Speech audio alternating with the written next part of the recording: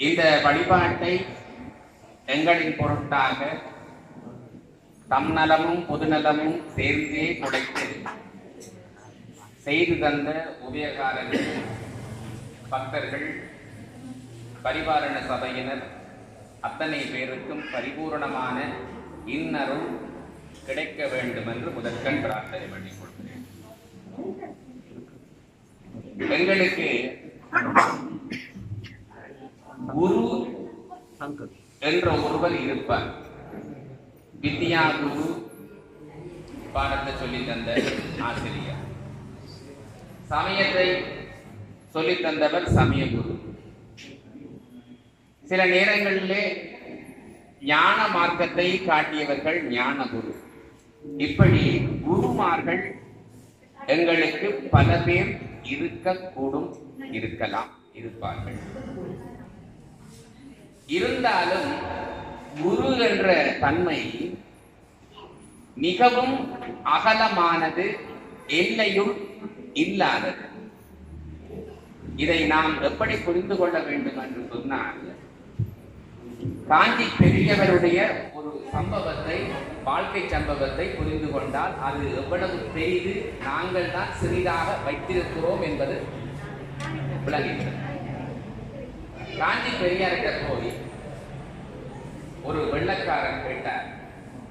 காஞ்சி பெரியாருக்கு ஜெகத்குரு என்ற ஒரு பட்டம் இருக்கிறது. ஜெகத்குரு காஞ்சி காமகோடிகள் எல்லாருக்கும் தெரிந்திருக்க வாய்ப்பு.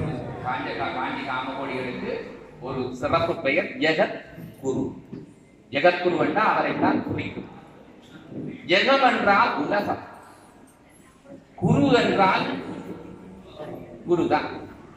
உலகத்துக்கு குரு, உலகம் குரு, உலகத்துக்கு குரு. ஒரு வெள்ளக்காரர் கேட்டார், ஐயா நான் கிறிஸ்தவன், எனக்கு பெரியவர் என்றா பிசப் இருக்கிறார், அதுக்கு மேலே என்றா போப்பாண்டவர் இருக்கிறார். எங்களுக்கு போப்பாண்டவர் தான் பெரிய குரு. இஸ்லாமத்துக்கு அவங்களுக்கும் ஒரு பெரிய குரு இருப்பார், பௌத்தத்துக்கும் ஒரு பெரிய குரு இருப்பார். நீங்க வேணுமெண்டா இந்து சமயத்துக்கு பெரிய குரு, இந்து சமய உலகத்துக்கே பெரிய குரு என்று சொல்லலாம். ஆனா இந்த உலகம் அத்தனைக்கும் நீங்கள் தான் குரு என்று சொல்லி ஒரு பட்டம் வச்சுக்கிறீங்களே, அது எந்த வகையில நியாயம்? இதுதான் அந்த வெள்ளக்காரர் கேட்ட கேள்வி. நியாயமா தெரியுது அல்லவா? நியாயமாவே தெரியுது. உடனே திகைச்சு போய் அந்த ஜெகத்குரு சங்கராச்சாரியார், அடப்பாவி இப்படி ஒரு அர்த்தம் இருக்கா இதுக்கு? அப்ப வேற என்ன மாதிரி அர்த்தம் இருக்கு? அதுக்கு சங்கராச்சாரியார் சொன்னார், நான் இதை வேற மாதிரி எல்லாம் இதுவரை நினைச்சு கொண்டு வந்தேன். நீதான் இந்த உலகத்திற்கே நான் தான் குருவென்று இந்த பட்டம் உணர்த்துவதாக சொல்லுவார். நான் இதை நினைச்சு தெரியுமோ, இந்த உலகமே எனக்கு குருவாயிருக்கு. உலகத்தில் இருக்கிற ஒவ்வொரு பொருளும், ஒவ்வொரு சம்பவங்களும், ஒவ்வொரு உயிரினங்களும் அவ்வப்பொழுது எனக்கு ஞானத்தை போதித்துக் கொண்டிருக்கிறது. நடக்கின்ற பொழுது ஒரு பூனை நடக்க பூனை மதத்துக்கு கூட ஒரு காரணம் இருக்கு மட்டும் நான் யோசிப்பேன். அப்ப அந்த இடத்துல அந்த யோசனையை தந்த பூனை ஒரு குரு. சம்பவங்கள் அத்தனையுமே குரு. இந்த உலகத்தில் நடக்கின்ற அத்தனையுமே எனக்கு குரு. ஆகவே உலகமே எனக்கு குருவாக இருக்கின்றது என்ற அர்த்தத்தில் தான் நான் புரிந்து கொண்டு பவ்யமாக இருந்தேன். இப்படி ஒரு அர்த்தம், அபச்சாரமா ஒரு அர்த்தம் இருக்க எனக்கு இன்றைக்கு தான் தெரியும் என்று அவர் மண்டில குட்டி கொண்டார். நாங்க புரிஞ்சு கொள்ள வேண்டிய விஷயம் என்னென்றா, இந்த உலகத்தில எங்களுக்கு பாடம் நடத்துவதற்கு எத்தனையோ விஷயங்கள் காத்திருக்கின்றன.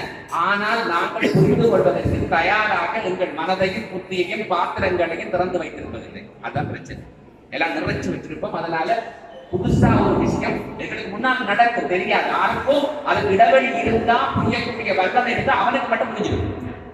ஆனா பக்கத்துல இருப்ப எங்களுக்கு புரியாது.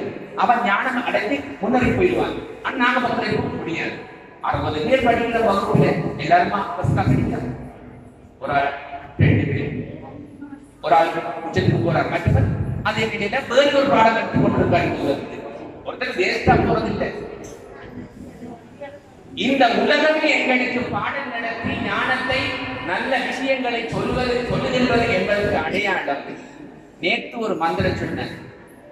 கிரீன் என்பது வண்டுகளின் ரீங்காரம். வண்டுகள் எங்கு இருக்கும், குளிர்ச்சியான மலர்ச்சியான இடங்களில் இருக்கும், அங்கு ரீங்காரம் விடும். அந்த ரீங்காரத்தின் தன்மை எங்கு ஒலிக்கப்படுகிறதோ அந்த ரீங்காரத்தினாலே வண்டுகள் இருக்கக்கூடிய சீதளமான சூழ்நிலை அங்கு உருவாகும் என்கின்ற ஒரு விஞ்ஞானமான தியரி என்று சொன்னால் அதுதான் நான் சொல்றேன். கிரீம், வண்டுகள் ஒலிக்கின்ற சத்தம். இன்றைக்கு கிளீன், காமகலாவியது கிளீன். எங்களுக்கு பாடம் இந்த உலகத்துல இருந்து கிடைக்குது. கிளீம் என்ற சத்தம் எங்கிருந்து வந்து தெரியுமா? எங்களுக்கு நல்ல பொட்டாசிய சக்தி சக்தி வேணுமென்றா பராசக்தி. பராசக்திக்கே சக்தியை அதிகமா நாங்க ஜெபம் பண்ணி கொடுக்கணும் வேண்டாம், கிளீன் காரத்தை கொடுக்கணும். கிளீன் காரம், கிளீன் காரம் என்ற ரகசியம் இந்த உலகத்திலிருந்து எப்படி எடுக்கப்பட்டது தெரியுமா? பெரியவங்க கண்டுபிடிச்சாங்க. உலகமே குருவாயிருக்கு. குதிரை குதிரை கலைக்கும் பாருங்க, ஒரு மாதிரி கலைக்கும். அந்த என்ற கலைப்பு தான், இந்த கலைப்புல இருந்துதான் கிளீன்காரம் என்ற ஒலியை குறித்தார். எல்லா மிருகங்களையும் எவ்வளவு நேரத்துக்கு ஓடக்கூடியது, கணக்காம ஓடக்கூடியது, எனர்ஜி உள்ளது. அதனாலதான் இன்றைக்கு எந்த மிஷினை எடுத்தாலும் ஹோஸ் பவர் சொல்றோம். ஒரு ஹோஸ் பவர் 5 ஹோஸ் பவர் சொல்றேன் இல்லையா? ஹோஸ், அந்த குதிரை மனிதன் களைக்காமல் சீராக ஓடக்கூடியது. அந்த சீராக ஓடுகின்ற குதிரைக்குரிய ஆற்றலை அது எப்படி பேட்டி கொண்டிருக்கிறது சொன்னா, அந்த கலைப்புல தான் அந்த கலைப்பெல்லாம் கலைக்கு வந்துட்டா ஒரு உற்சாகம் எடுக்கிறதுக்கு என்ன செய்யும்? அப்படியே ஒரு கிரீன் காரத்தை எடுக்கிறது. நேற்று கிரீன் காரம், இன்னைக்கு கிரீன் காரம்.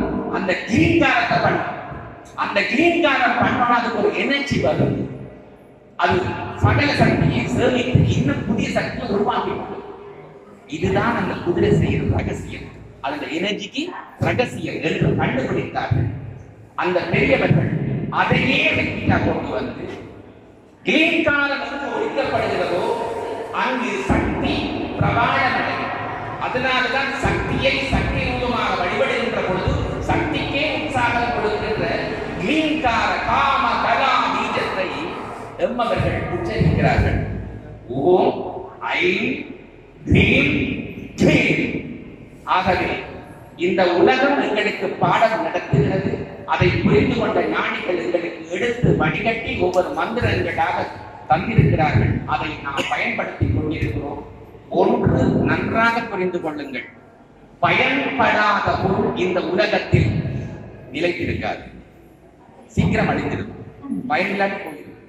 எத்தனையோ ஆயிரம் வருடங்களுக்கு முன்னாக பெரியவர்கள் இந்த உலகத்தில் இருந்து சுவீகாரம் பண்ணிய மந்திரங்கள் இன்று ஜீவித்து பல பேர் ஜீவிக்க வைக்கின்றது என்று சொன்னால் பயன் இருக்கின்ற படியினால்தான் அதுவும் வாழுகிறது, நாங்களும் வாழ்ந்து கொண்டிருக்கிறோம்.